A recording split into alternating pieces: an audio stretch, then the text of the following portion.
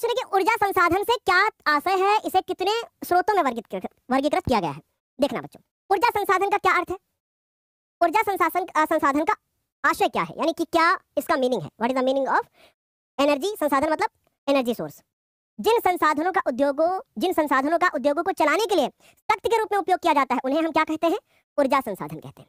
जिनका काम क्या होता है कि शक्ति के रूप में किया जाता है, यानी पावर। देखो, एक हमने आपको, साइंस का मैं टीचर हूं तो सबको पता है, हमने एक कॉन्सेप्ट आपको सिखाया है कि आपके पास अगर पावर है तो आप किसी की वॉट लगा सकते हो। पावर का मात्रक वॉट होता है, मैंने आपको सिखाया था ना ऐसे। तो अब मुझे एक बात बताओ कि अगर यहाँ पे क्वेश्चन आया कि ऊर्जा संसाधन क्या है, तो जब तक एनर्जी नहीं होगी तब तक पावर नहीं होगी।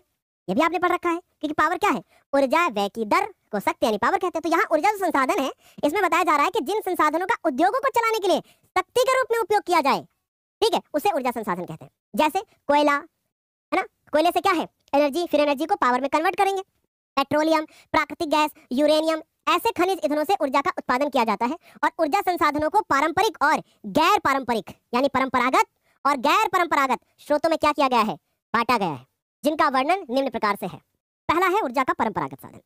इसमें अब यहाँ से एमसीक्यू भी आया था, इसमें लकड़ी, कोयला, पेट्रोलियम, प्राकृतिक गैस, विद्युत आदि क्या है, सम्मिलित है।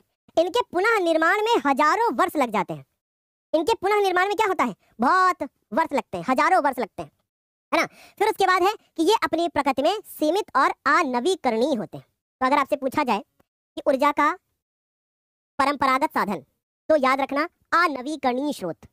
इनमें बहुत ज्यादा क्या है, आपको लंबा समय लगेगा।